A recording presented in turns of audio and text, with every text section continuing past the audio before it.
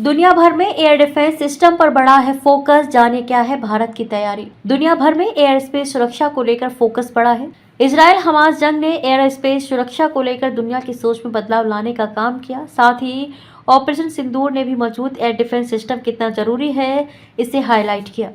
America ने भी 2 महीने पहले ऐलान किया था कि वे इजराइल के आयरन डोम सिस्टम की तरह ही गोल्डन डोम बनाएंगे। अब अमेरिका ने अपनी मिसाइल डिफेंस सिस्टम गोल्डन डोम का डिजाइन भी चुन लिया है। ऑपरेशन सिंदूर के दौरान भारत की मजबूत एयर डिफेंस सिस्टम ने पाकिस्तान की तरफ से हुए हर हमले को नाकाम किया, चाहे ड्रोन अटैक हो या मिसाइल अटैक। लेकिन इंडियन आर्म्ड फोर्सेज ने पाकिस्तान के एयर डिफेंस सिस्टम को ध्वस्त करते हुए आतंकी ठिकानों के साथ ही पाकिस्तान के कई अहम एयरबेस भी तबाह किए। जब हमास ने इजराइल पर अटैक किया तो इजराइल के आयरन डोम पर चर्चा शुरू हो गई कि क्या आयरन डोम सिस्टम पूरी तरह सफल नहीं रहा। इसके बाद फिर जब ईरान ने इजराइल पर ताबड़तोड़ सैकड़ों मिसाइल दागी, तब इजराइल ने दावा किया कि आयरन डोम ने ज़्यादातर मिसाइल को इंटरसेप्ट कर नष्ट कर दिया, जिसके बाद सभी जगह एयर डिफेंस पर फोकस बढ़ा है।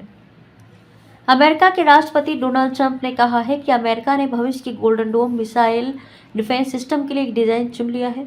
ये सिस्टम उनके कार्यकाल के आखिर तक ऑपरेशनल हो जाएगा, यानी कि 2029 तक। गोल्डन डोम का मकसद अमेरिका पर होने वाले संभावित हवाई हमलों के खतरे से निपटना है। गोल्डन डोम बैलिस्टिक और क्रूज मिसाइलों से सुरक्षा दे पाएगा। ये सिस्टम अंतरिक्ष आधारित सेंसर से लैस होगा और गोल्डन डोम सैटेलाइट के एक बड़े नेटवर्क पर काम करेगा।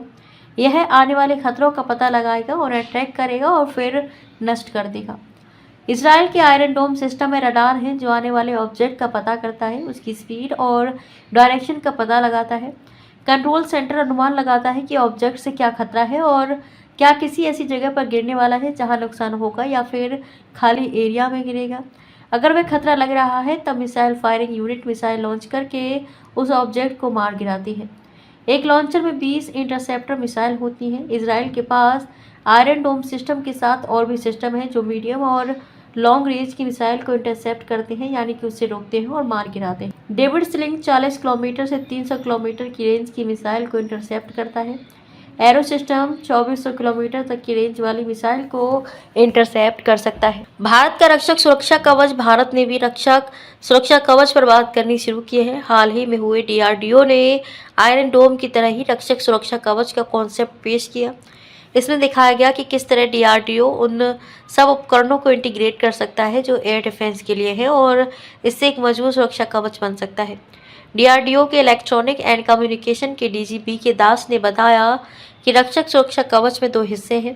पहला है निगरानी करना और दूसरा है अटैक करना। निगरानी के लिए early warning system, surveillance drone और सैटेलाइट है। ग्राउंड में लॉन्ग रेंज रडार है जो दुश्मन के किसी भी एरियल खतरे को ट्रैक करता है। उसे इंगेज करने के लिए hard kill, soft kill, surface to air missile, artillery gun और लेज़र बीम तकनीक है। उन्होंने कहा कि ये सब बहुत कम कीमत में और बहुत कम वक्त में इंटीग्रेट हो सकते हैं।